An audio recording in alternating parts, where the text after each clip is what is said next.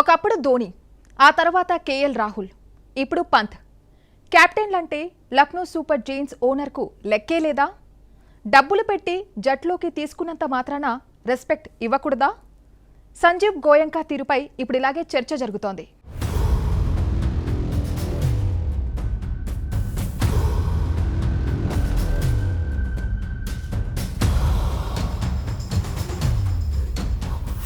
ఆటన్నాక గెలుపు ఓటములు సహజం, స్పోర్టివ్గా తీసుకోవాల్సిందే.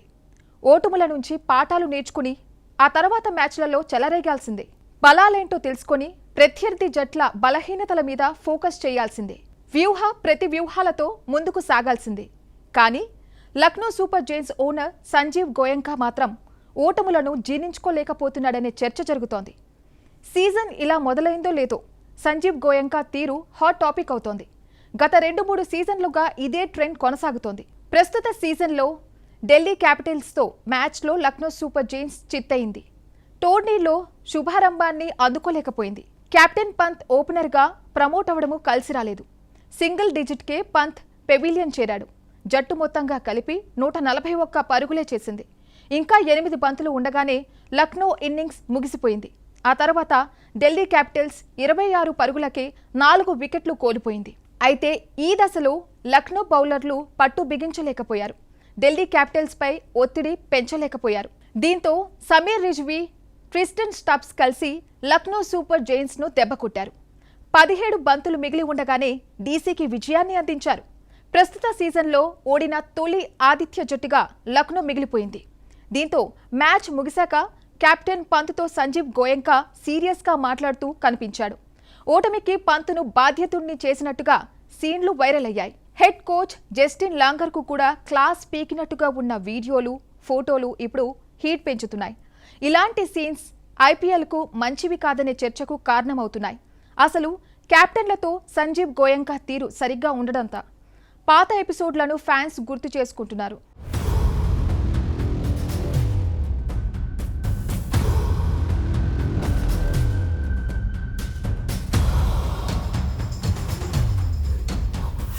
అసలు కెప్టెన్లతో సంజీవ్ గోయంకా తీరు సరిగ్గా ఉండదంటూ పాత ఎపిసోడ్లను ఫ్యాన్స్ గుర్తు చేసుకుంటున్నారు.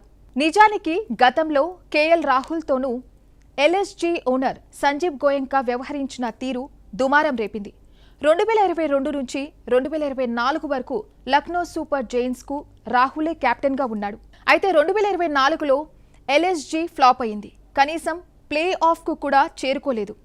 అదే సీజన్లో సన్ రైజర్స్ హైదరాబాద్ చేతిలో లక్నో సూపర్ జైంట్స్ దారుణంగా ఓడింది. 10 వికెట్ల తేడాతో చిత్తయింది. దీంతో ఈ ఓటమి తర్వాత ఎల్ఎస్జీ ఓనర్ సీరియస్ అయ్యాడు.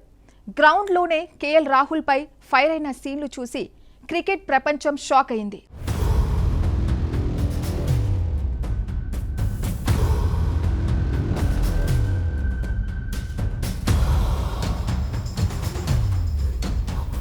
ఎస్ఆర్హెచ్తో ఓటమి తర్వాత గట్టిగానే తిట్టినట్టు ప్రచారం జరిగింది.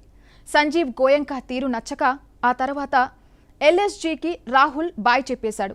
2025 సీజన్కు ముందు ఢిల్లీ జట్లో చేరాడు. పంత్ మాత్రం ఢిల్లీ నుంచి లక్నో సూపర్ జైంట్స్లోకి వచ్చాడు. వేలంలో 27 కోట్లు పలికాడు. కానీ రాహుల్కు జరిగినట్టే పంత్ విషయంలోనూ రిపీట్ అవుతుంది. గత సీజన్లో భారీ ధర దక్కించుకున్న కెప్టెన్గా, ప్లేయర్గా రిషబ్ విఫలమయ్యాడు. జట్టు అవసరాలకు తగినట్టుగా ఆడలేకపోయాడు. గతేడాది డీసీతో మ్యాచ్లో మిడిల్ ఆర్డర్లో కాకుండా లోయర్ మిడిల్ ఆర్డర్లో పంత్ను పంపించారు. ఓ రకంగా టీమ్ మేనేజ్మెంట్ రిషబ్ను అవమానించిందని చర్చ జరిగింది. అప్పుడే టీమ్ మేనేజ్మెంట్తో సీరియస్గా మాట్లాడుతూ పంత్ కనిపించాడు. రిషబ్కు సంజీవ్ గోయంకా వార్నింగ్ ఇచ్చినట్టుగాను ప్రచారం జరిగింది. ఇలాంటివన్నీ లక్నో సూపర్ జైంట్స్లో సాధారణమే అనుకునేలా తాజా సీజన్లో Pant versus Sanjiv Goenka scene hot topic అవుతోంది. గతంలో ధోని కూడా సంజీవ్ గోయంకా బాధితుడనే అభిమానులు గుర్తు చేసుకుంటున్నారు.